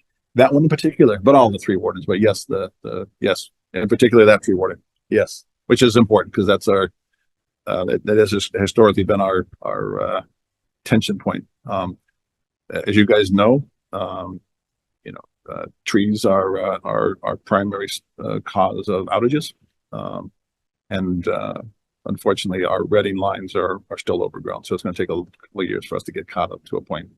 But again, it's all about reliability. Yeah, I understand from our perspective, it's reliability, and I get all of that. Reading's known as the tree city, and there's a lot of initiatives to have more trees. And Totally good. the Reading Climate Committee is looking to try to expand tree protection in more formal ways. So there's a lot of discussion about trees, but no, I understand you. Yeah, and we actually, part of our budget is to actually plant trees as well. So again, we like trees, just not on the lines. Right. Just red buds are very good from the knee lines. They don't go very tall. It's perfect. We like it. All right. Native. Load management. We had talked, the original plan was to have an update for you guys in June. But Megan and I are working through bringing us to speed. So we'll have more details shortly, but a couple of key meetings. So we met with MWIC Connected Homes. They walked us through a program. It's a residential program. There's some interesting elements of it. We talked about some things that we would probably tailor specifically to us. We would be the largest platform, by far the largest system on that platform. We'll finalize what we'll end up doing after we hear a little bit more program details from E&E. They have a program that includes C&I. If you guys remember, our top 50 customers represent half of our load and are all industrials. So that's going to be an important part of how we make the whole thing work. We want to do something, and we're going to try and do these pieces, even though we don't have all of our time of use stuff in place. That, going back to the AMI, realistically, the time schedule on that project would be installation probably at the end of 2026. Just so you get just kind of big picture. So we're going to try and do as much as we can between now and then. These will be some key pieces. The other element in there is we also had a chance to meet with the Reading Cooperative Bank. I think you guys remembered that Vin Ragucci was here the May meeting, and he walked through a state program, which was a loan program tied to larger installations, weatherization, and air source heat pumps in particular. So we had a good meeting with them earlier this week, the Reading Cooperative Bank. We've got follow-up meetings scheduled, but the goal is to try and get a program in place by January. We'll walk you through more details on that one, but our intention would be to take some of our incentive dollars and have them pay part of the interest on the notes. So we'll walk through more details on the structure, but that's the intention behind it. Our intention is not to be a bank. Our intention is not to hold a note. Our intention is to basically make it, have somebody that's good in terms of managing that and work on the electricity side. Electrification conservation. So the EEC project. So last time we did an update was in February. We are looking at increasing the air source heat pump incentives. Right now it's $1,000 a ton with a $6,000 maximum. We're looking at changing both of those.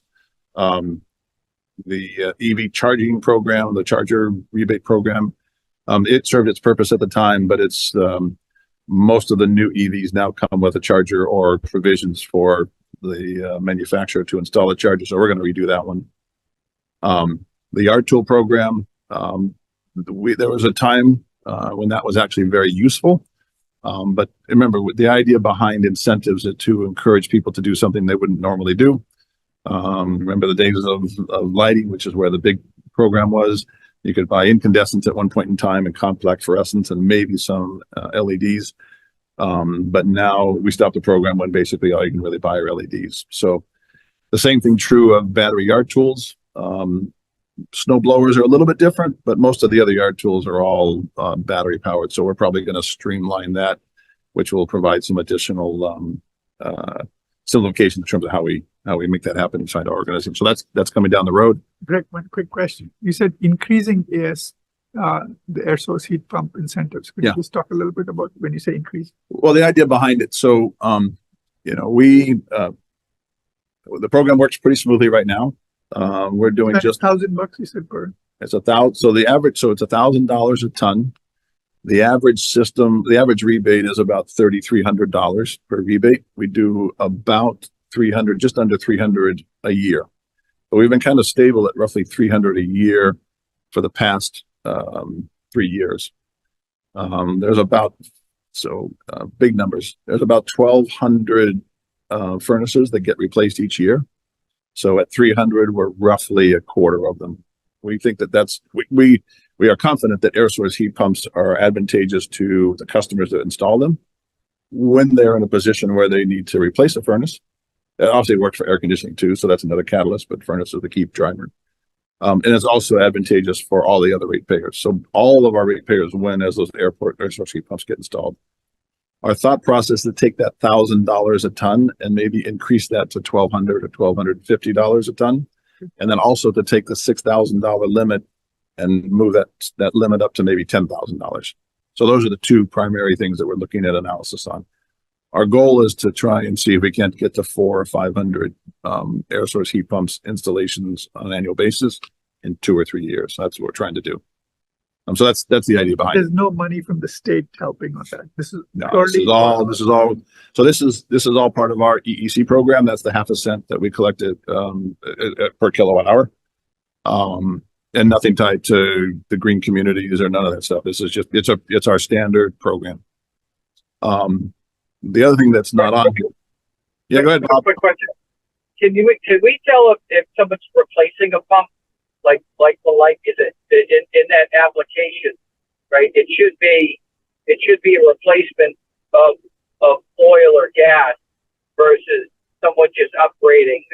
How are you determining that? Is that the yeah, that's a good question, Bob. So part of the criteria, that's the other thing we'll look at. We do allow over a 10-year period 2 air source heat pump rebates to minimize that. And the reason we have 2 and not just 1 is historically people have looked at because everybody's kind of getting, several years ago, air source heat pumps were a little more novel. They're a little more commonplace now. People are more comfortable with them. But the idea is that people used to do air source heat pumps in an addition, in a basement conversion, in an attic. So they would just do one portion of it. So that's why we allowed for 2. So we're going to go back and look at that element. We do ask as part of the application, are they replacing oil or natural gas? Is it whole house or not whole house? At $3,300, these are 3-ton systems. They're not whole house systems typically. We actually want to encourage whole house where we can, which is what the state wants us to do as well. So to answer your question, there is a limitation on it that's built into it. We'll probably look at that as well in terms of making some changes. Does that help? Yes, thank you. So it didn't sound like we were looking at whole house as like a separate unique incentive though. Maybe well, no, we have. But it's not that we're not looking at it. No, so the state is really trying to promote whole house. Yeah. And we think it's a good thing for all of our customers. In terms of part of this update where you're saying you're finalizing an update to the program as part of this update. It'll include whole house as well. Okay. Would you align it more with the Mass Save program? They've got a different whole house. Yeah, they have a different. Yeah, so we're looking. Yeah, so we're trying to take lessons from not only Mass Save, but you guys remember there was some suggestion to look at Efficiency Maine. So Efficiency Maine has a pretty aggressive program as well. So trying to learn from both of them in terms of what works. So yeah, trying to learn. But the fundamental piece is that the air source heat pump right now is the key driver. I shouldn't say it. It's a key piece of our EEC program. And it already applies right now to commercials as well. Most of the industrials really don't follow it, but remember, 1/3 of our load is commercial, 40% is residential, and then the other third, the last 30% roughly. So it's 40%, 30-30. The industrials is the last piece. So we're really the other thing we want to try and do is get more of the commercials engaged in the program as well. Again, trying to just expand it out. I mean, converting a forced hot air, gas, or oil furnace with a heat pump is pretty straightforward. It is. The hard part is when you're dealing with forced hot water. Correct. And that, because you moving the air that would come from a heat pump is difficult. If you have forced hot water for heating, but you have a central air conditioning unit, actually that can be fairly easily done, although the duct size could be an issue for sound and other risk constraints, but at least that's an option. That's just hard not to crack. And It how is hard, much, and yeah, so and how much you require a complete home conversion when that's the base heating system. It is a difficult thing. clearly. And so we estimate there's about 1,500 air source heat pumps that we've actually run through our rebate program, and there's roughly about 24,000 single family homes, and then another 35, maybe 3,800 apartment. So from the residential side, so we kind of think about that in terms of the structure. The other element is a year and a half ago, Mass Save for those customers that have natural gas. They can do the Mass Save program as well, which is. And that's what I took advantage of. Say again? Yes, that's what I took advantage of. Yeah. Mass Save. Yeah, it was a richer program. What's that? It's a richer program if you're doing a whole house. Which I did do. I left my boiler as backup. Yeah. Well, there's a whole bunch of Mass Save is putting different conditions on it. But remember, the Mass Save program is a richer program, but they're charging 3.5 cents for their other customers, right? The electric customers to fund that program. Ours is 0.5 cent. Yeah. So ours is intentionally not quite as rich. I mean, it's not intent. Our intention is not to increase the EEC rate. It's to figure out how we use the dollars we have more efficiently. And in my case, I was not eligible for the RMLD program. It was Mass Save only because I was a gas customer. Yeah. So. Well, yeah. I mean, you could do either. I mean, we have some customers that have gas that want to do the RMLD program for whatever reason, which is fine. Okay. Yeah. For whatever reason, I thought I could only do the Mass Save. You can either do one or the other. We don't. Yeah. So, and you chose well. I sent a second application. Yeah. I think the other thing that is part of the air source heat pump program is the weatherization program. And you guys know we have a weatherization program that's tied. It's a subset of the air source heat pump. And so we're also looking at that that's worked well. We have some limits on that as well. So that'll be part of this air source heat pump revisit. So there's a lot of moving pieces to it. And then back to your point, is that we work through some external partners that are expert in the space. And so again, we want to be very careful that RMLD is not recommending systems, but we're providing services, and we're providing services, third-party services that can help customers make good decisions. Yeah. So it's a good program, but we need to make it better. So and that goes, the big picture of load management. The residential again, is 40% of the load, and we're going to extend that into the commercials. The industrials is a harder nut to crack as well from a different set of perspectives because, they're looking for most of our customers with one exception. Energy is a very small part of their cost structure. And so they're much more focused on making sure production runs as opposed to, hey, so it's not zero, but there's an element there. Yeah, Vivek. So I think we talked a lot about more electrification right now. Yeah. And I think the spirit of what David was also asking was around load management. And could you give us a sense? I think that's the spirit, because I think what Dave's been historically been pushing is how do we reduce the load through behavior, right? That's something that we want to think about. It's not thinking about it. Right. Those are the first two bullets. Right. No. So help us think about what is the magnitude one could get in terms of load reduction. I mean, what? So just what are we working? We're talking. So in terms of load management, when you talk about air source heat pumps, you can talk specific numbers, 300, units or something like that.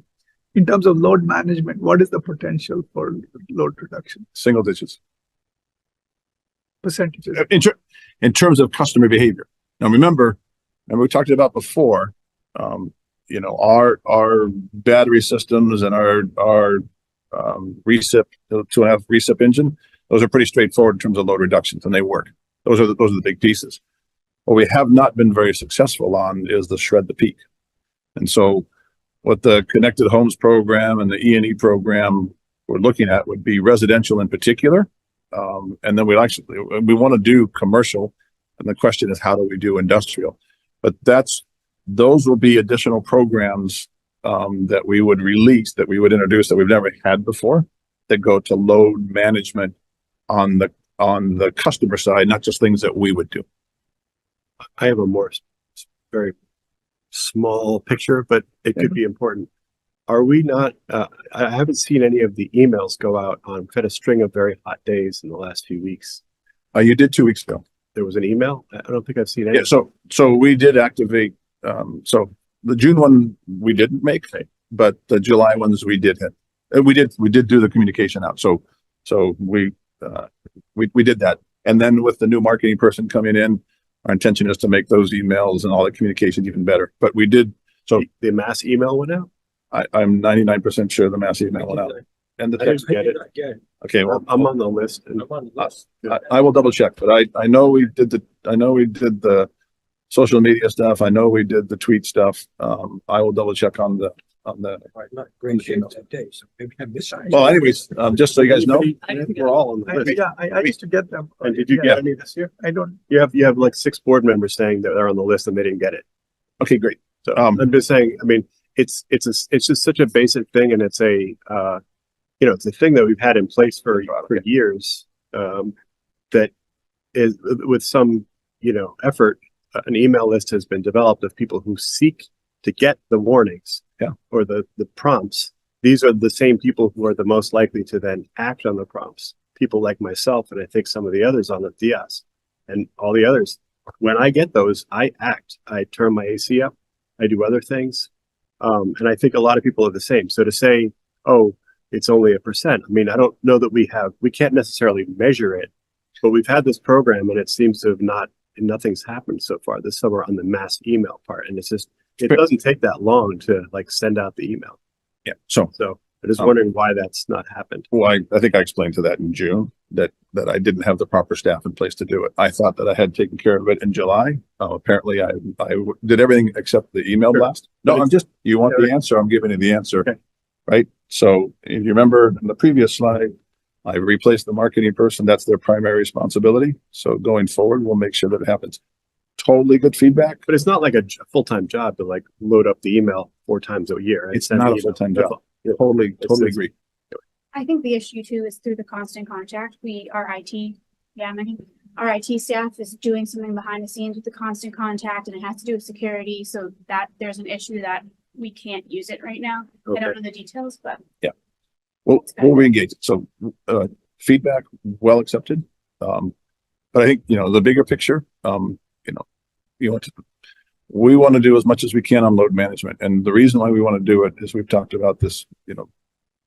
It's about working on peak shaving for capacity and transmission, and in 2025 already we know that the transmission cost is the transmission rate that we need to pay is going to be 20% higher than it was in 2024. So all the battery systems and this work on load management, we would need to start now. Don't get me wrong. But there's nothing but upward pressure. So our goal is to do everything we can to reduce it. So it's a focus. I like Greg come up with the right answer, but the possible answer is if they aren't using constant contact or whatever their email mailing list is based on, your email could see it as spam. Anything that comes in a master listserv will be pulled out as spam. So you have to have a proper way of distributing that, or it'll get blocked in your spam. Right. Mass emails can get blocked. That's true. But I think, the point's well taken. Everybody has a little different view in terms of how they get information. So, we want to be multiple channels to the extent we can. And you guys know that 2 years ago, we got back into social, which we never were in before. And we do the website stuff, which nobody really looks at. Right. So anyways, there's more stuff to do. Agreed. We actually, we have been collecting, when we sign up new customers. So we have to get permission to be able to text, but do you want to be communicated via text as well? So while emails, we don't do the special rules tied to text. So we want to put that into the program as well, in addition to tweets, et cetera. I know we've talked about it before, but the town reverse 911 or whatever they call the code. Yeah, that's Whatever I've it seen that done a couple times. Yeah. Yeah. I know that we don't have 100% of all the towns, so maybe it's a little tricky, but Another I avenue. think, Yeah. yeah, I mean, we don't want it constant, but once or twice a year Well, feels But like they do on the, there was a, they sent on the, reverse 911, they sent out the, where the cooling centers were. We could have piggybacked on that. yeah, Yeah, that's a Right. great point. yeah. So, but just that point, I mean, when were we likely to have hit the peak for this year, the capacity peak? Is it in July, 2 weeks ago, 2 weeks ago? So we, our number was roughly 143 megawatts, which is a good number. Typically we're in the 159 megawatts, and our peak's 165. So we're So it good, would be a- but that's capacity. Right. And And so then- then- that's highly likely that was the peak for the year. It was pretty high for the region. Yeah. And then of course, every month on transmission. So again, load management, again, you guys know, right? We're beating the drum on transmission capacity. This is the key piece of it. So we're, again, we've taken action since the last time we met in terms of getting programs in place. But if you could just send us a note on what, because first you said the emails did go out and then you weren't sure. And then there's the talk about maybe it went to spam. If you could just give us the answer, send us a note. Hey, You know, There you go. There's your answer. what happened?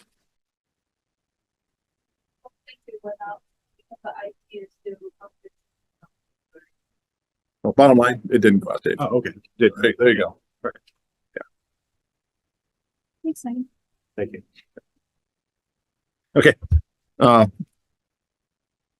That's a big update. Any questions? Anything else you want to, the only other kind of topics not on here is just, kind of looking back, we had goals that, remember, we had a presentation on goals in January. Yeah. That we were, and at some point we were talking about a review or a 6-month review of those goals and a check-in, and just wanted to see if we wanted to get something on the books for the next meeting or Sure. check in on the goals. It said something about the 6-month 360 review. I don't know if that meant, you reviewing department heads or us reviewing you, but it seems like might be a good time to do a check-in. Great. Totally fine. Maybe the next meeting. What do you all think? Right time to do it. Not on the schedule, but the Killam School. Yep. Has had some feedback from their engineers, what their heating system options are. And they are narrowed it down to air source heat pumps, ground source heat pumps, or a combination of both. And it's pretty much ruled out gas engines or any of the more conventional heating cooling systems. They will bring a drill rig in and do a test borehole to figure out what the heat connectivity to the ground is, so you can have a better estimate of the ground source. Great. Heat system that will then allow them to design how many wells they need, how deep they need to be, and whatever, and that will lead to how big a footprint that requires. And that will then determine whether it's a hybrid or something else in terms of that system. Forget now that's the source of heat. I forget how that heat being delivered to the building. There are a couple of avenues there, and I don't remember how that was doing. And I guess there's still some options about the solar panels, whether it's a PPA or ownership thing, and that's still under discussion, I guess, is what that's. So,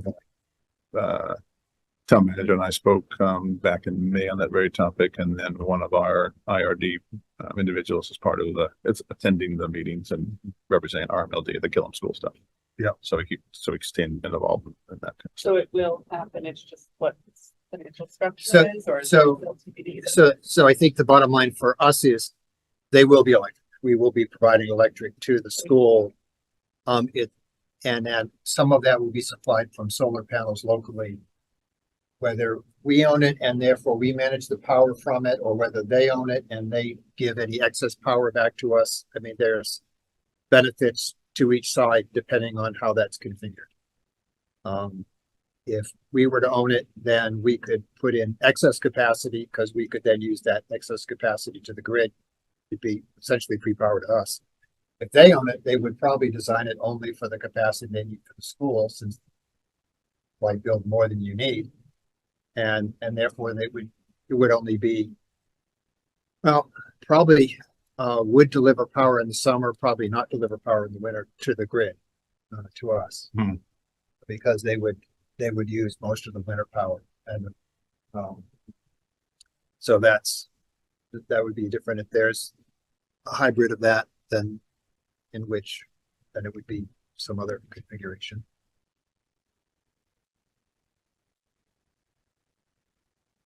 Is there some determination from the town or the school board about solar on Parker or Killam? Has there been a vote or a determination or an opinion that's come down from the town on it?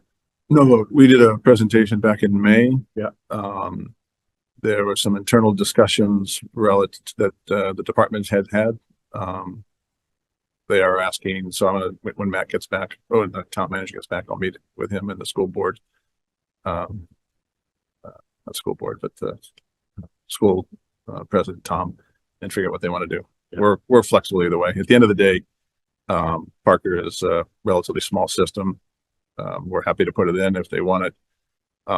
If they don't want it, that's okay too. We have been working through some issues in terms of how we would have to bid it. Yeah. That's a different topic, but they don't have to worry about that. That's our issue, not their issue. So, but it's all laid out. It's all designed. Prices are there. Where did those come from? I'm sorry, haven't been that involved. Just curious. I'll send you the presentation. I'm happy to send the presentation. We had a third party look at a variety of different schools and do a proposal in terms of power options. Okay. It's a state, anyways. Third party did a series of proposals. Killam is one of them. North Reading's another one. There are 6 schools, but those are actually in the list of stuff that we talked about back in the May meeting.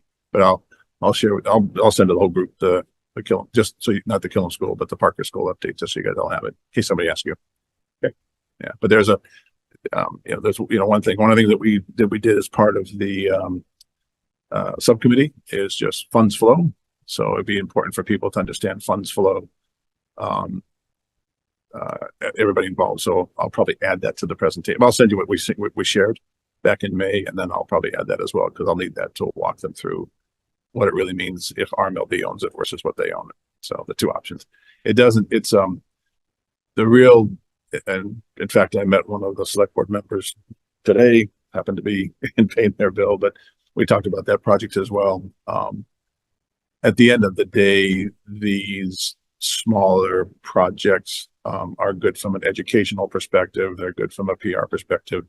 They don't move the needle significantly in terms of economics, but they're good things for us to do, and we're more than willing to do them if the individual building owner wants us to do them. In the case of the schools, or well, Park Pick is a small system.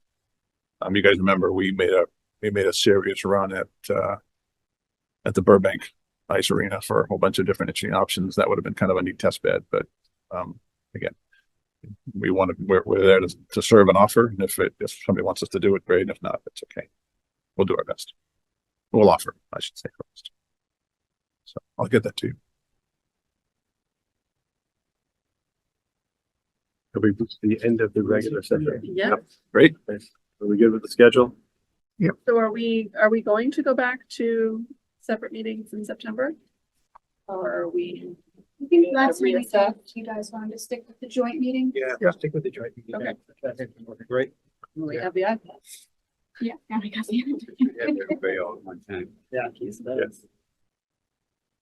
So the next meeting is August 22nd. Are you guys going to be here? Be available? I'm not. I know I'm not going to be here. So that day. So we got We have dates. Remember through December yet? Just trying to September, yeah. Thursday, rest will work for everyone. I know the 19th does not work for me, in September.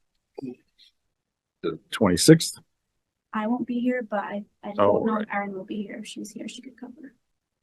We have a wedding. Well, all right, that's right. The alternative could be the 18th or 25th. Hey, Bob.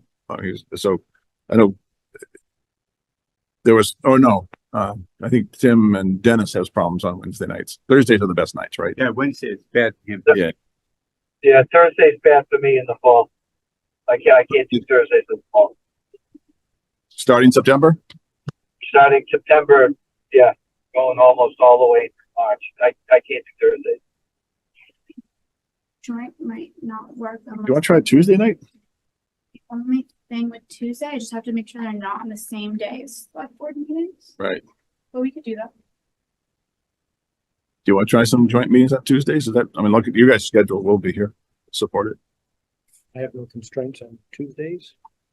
Bob, Tuesday? Yeah, okay, great. 17th, 17th? 24th. Sound good for everybody? Do the 17th. Fine for that. I'm okay with 17th. And, Oh, that's a select board meeting. So you could do any other Tuesday besides the 17th. 24th. I may not be able to do that. 24th looks better. If you want to do joint. Yeah, do join the 24th. I have no problem with that.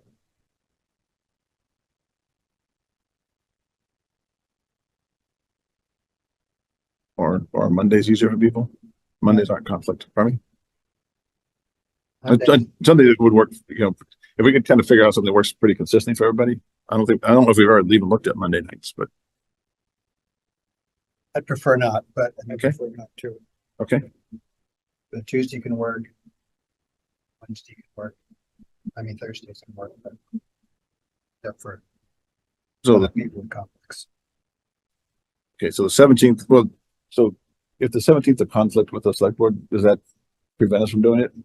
Unless somebody wants to go to the select board in Reading. It's more like unless one of the select board liaisons want to attend ours. Could we not do the 24th? 24th, yeah, it's not great for Vivek. Well, if you want to do a Because joint, I'm going to miss the 22nd of August. That I have to miss because I'm on vacation. oh, then, yeah, we shouldn't do two back to back. Yeah, I don't want to miss two back to back. If you don't- Right, so, Because I mean, I'm the only otherwise, one who couldn't do the 19th, so if you guys want to stick with the 19th, or worst case scenario in September, we could do two meetings. I mean, I don't mind doing two meetings yeah, in maybe we September. have to do two meetings in September, Would we do budget presentations in September anyway? October. Budgets are October. That'd be okay. Do two meetings. No, we did October. I don't want to miss two meetings. Okay, Their meetings. and One meeting on two from something. if you do two meetings in September, could you do the cab on the 19th and the board on the 25th? does 19th work for you? Yeah, cab 19 works for me. No, sorry, that work. No? I'm sorry. Okay, We can. He's working two jobs to pay for that duck bank. Yeah, we can do some free emails. Okay. Send a Google form. so you want to do how about if we do the CAB on the 17th? Yeah. Because there's no conflict there. Yeah. And then we do the BOC on The 24th. 24th. Okay, that's fine. 17th CAB, September 24th. Is that good Yeah. for everybody? Thank you. Sounds good. Appreciate it. Since that was challenging, you want to try and do October? October is going to be two steps. Just remember, we do the budget and that's a two-step. Well, we can do it all together if you want, but technically the CAB has a right to look at it ahead of time. We've been emailing the budget to them prior, and then we've been doing the presentation joint, just because it's. Yeah, you can do 26. That's a requirement where they have to visit a town.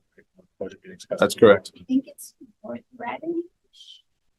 No, we did that last year. Yeah. So that would be that's I Yes, think it's going to be Wilmington.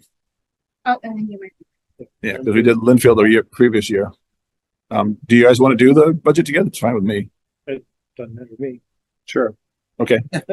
So October Oh, here we go. Same deal. 15th or the 22nd. What's the select board in October? 15th is definitely out.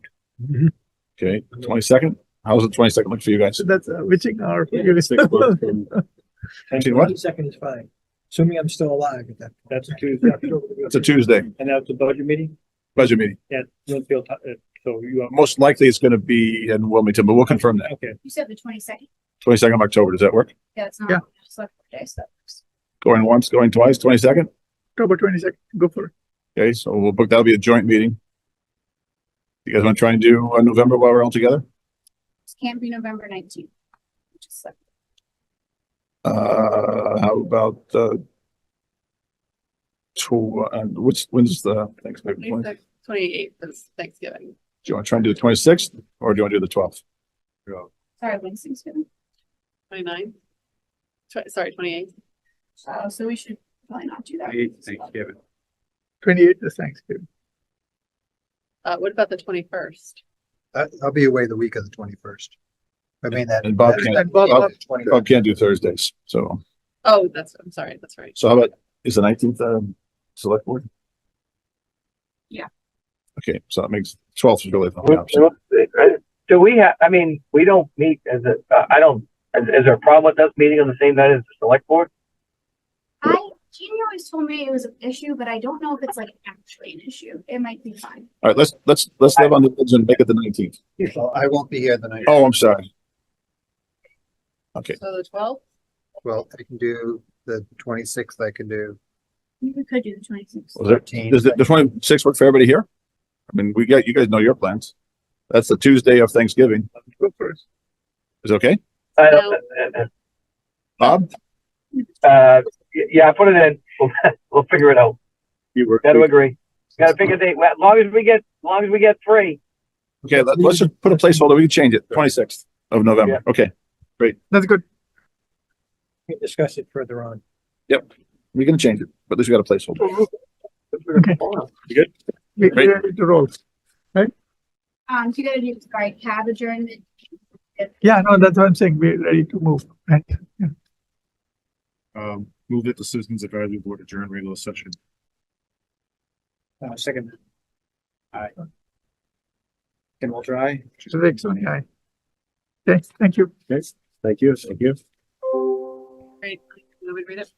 Move that the RMLD Board of Commissioners go into executive session pursuant to Massachusetts General Law, Chapter 154, Section 47D, exempt from public records and open meeting requirements.